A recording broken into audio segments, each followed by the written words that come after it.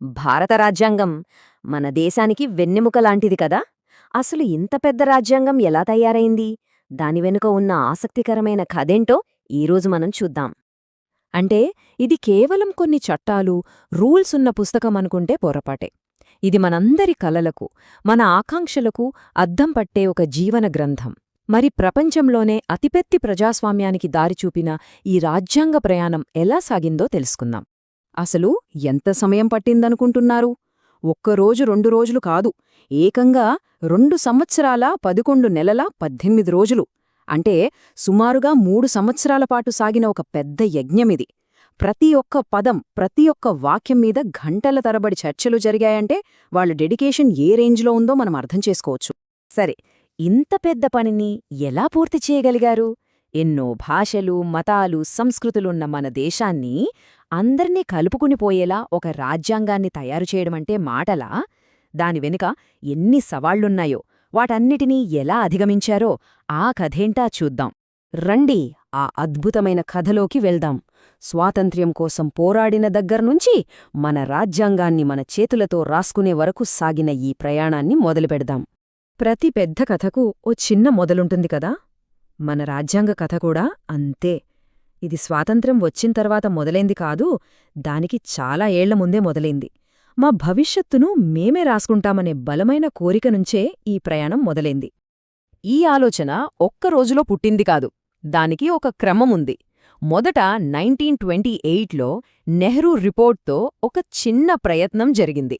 ఆ తరువాత 1934లో ఎంఎన్ రాయ్ అనే మేధావి మనకంటూ ఒక రాజ్యాంగ పరిషత్ ఉండాలి అనే ఐడియాని ముందుకు తెచ్చారు. ఇక 1935 వచ్చేసరికి ఇండియన్ నేషనల్ కాంగ్రెస్ దీన్ని అధికారికంగా డిమాండ్ చేసింది. 1938లో జవహర్లాల్ నెహ్రూ ఇంకా స్పష్టంగా చెప్పారు, మా రాజ్యాంగాన్ని మేమే రాసుకుంటాం, అది వయోజన ఓటు హక్కుతో, బయట వాళ్ళెవరి జోక్యం లేకుండా అని గట్టిగా చెప్పారు. మొదట్లో బ్రిటిష్ ప్రభుత్వం ఈ డిమాండ్ని అస్సలు పట్టించుకోలేదు. కాని రెండో ప్రపంచ యుద్ధం వాళ్ల లెక్కలన్నీ మరచేసింది. యుద్ధంలో మన భారతీయుల సపోర్ట్ వాళ్లకు చాలా అవసరమైంది. దాంతో మెల్లగా మన డిమాండ్లకు తలొగ్గడం మొదలుపెట్టారు. బ్రిటిష్ వాళ్లనుంచి ఈ అంగీకారం వెంటనే రాలేదు, స్టెప్ బై స్టెప్ వచ్చింది. 1940లో ఆగస్ట్ ఆఫర్ అని చెప్పి, సరే మీ డిమాండ్ గురించి ఆలోచిస్తాం అన్నారు. 1942లో క్రిప్స్ మిషన్ అని ఇంకో ప్రతిపాదన తెచ్చారు, కాని అది వర్కౌట్ కాలేదు. ఫైనల్గా 1946లో వచ్చిన క్యాబినెట్ మిషన్ ప్లాన్తో మన రాజ్యాంగ సభ ఏర్పాటుకు ఒక దారి దొరికింది. అసలు ఆ క్రిప్స్ మిషన్ ఎందుకు ఫెయిల్ అయింది? ఎందుకంటే అప్పటి 2 పెద్ద రాజకీయ శక్తులు అంటే కాంగ్రెస్, ముస్లిం లీగ్ రెండూ వేర్వేరు దారుల్లో ఉన్నాయి. మాకు డొమినియన్ స్టేటస్ వద్దు, పూర్ణ స్వరాజ్ అంటే పూర్తి స్వాతంత్ర్యమే కావాలి అని కాంగ్రెస్ పట్టుబట్టింది. మరోవైపు ముస్లిం లీగ్ మాకు 2 వేర్వేరు దేశాలు కావాలి, 2 రాజ్యాంగ సభలు కావాలి అని డిమాండ్ చేసింది. ఈ రెండింటి మధ్య సయోధ్య కుదరకపోవడంతో ఆ చర్చలు అక్కడితో ఆగిపోయాయి. ఫైనల్గా 1946లో వచ్చిన క్యాబినెట్ మిషన్ ప్లాన్ ఒక దారి చూపించింది. దాని ప్రకారం మొత్తం 389 సీట్లతో రాజ్యాంగ సభ ఏర్పడాలి. ఇందులో 296 సీట్లు బ్రిటిష్ ఇండియా నుంచి, 93 సంస్థానాల నుంచి ఉండాలి. ఇక్కడ ముఖ్యమైన విషయమేంటంటే దాదాపుగా ప్రతి 10 లక్షల మందికి ఒక ప్రతినిధి ఉండేలా సీట్లు కేటాయించారు. అంటే దేశంలోని అన్ని వర్గాలకు ప్రాతినిధ్యం కల్పించే ప్రయత్నం జరిగిందన్నమాట. ఆ తరువాత జరిగిన ఎన్నికల ఫలితాలు చూస్తే అప్పటి రాజకీయ పరిస్థితి మనకు స్పష్టంగా అర్థమవుతుంది. కాంగ్రెస్ పార్టీ ఏకంగా 208 సీట్లతో భారీ విజయం సాధించింది. అంటే దేశ ప్రజల మద్దతు వాళ్లకే ఉందని తేలిపోయింది. కానీ ముస్లిం లీగ్ కూడా 73 సీట్లు గెలుచుకుంది. ఇది దేశ విభజన వాదన ఎంత బలంగా ఉందో చెప్పకనే చెప్పింది. ఈ ఫలితాలు రాబోయే రోజుల్లో ఎంత పెద్ద సవాళ్లు ఎదురుకాబోతున్నాయో ముందే సూచించాయి. డిసెంబర్ 9, 1946 మన దేశ చరిత్రలో ఒక మరిచిపోలేని రోజు. 100 ఏళ్ల బానిసత్వం తర్వాత మన భవిష్యత్తును మనమే రాసుకోవడానికి మనవాళ్లు మొదటిసారిగా ఒకచోట చేరారు. అప్పటి తాత్కాలిక అధ్యక్షుడిగా డాక్టర్ సచిదానంద సిన్హా వ్యవహరించారు. అయితే ముస్లిం లీగ్ ఈ సమావేశాన్ని బహిష్కరించడం ఒక పెద్ద లోటు. అయినా సరే ఆ రోజు ఆ సభలో ఒక కొత్త ఆశ, ఒక కొత్త ఉత్సాహం కనిపించాయి. సరిగ్గా 4 రోజుల తర్వాత జవహర్లాల్ నెహ్రూ ఆశయాల తీర్మానం అనే ఒక చారిత్రాత్మక పత్రాన్ని సభ ముందు ఉంచారు. అది కేవలం ఒక తీర్మానం కాదు, అది మన భవిష్యత్ భారతదేశానికి ఒక కల, ఒక విజన్. స్వాతంత్ర్య భారతదేశం ఎలా ఉండబోతోంది, దాని ఆత్మ ఎలా ఉండాలి అని చెప్పిన ఒక గైడ్ అనమాట. ఆ మాటలు విన్న ప్రతి ఒక్కరిలోనూ స్ఫూర్తి నిండిపోయింది. ఆ తీర్మానంలో ప్రధానంగా 5 విషయాలున్నాయి. ఇవే మన రాజ్యాంగానికి పునాదిరాళ్లు అయ్యాయి.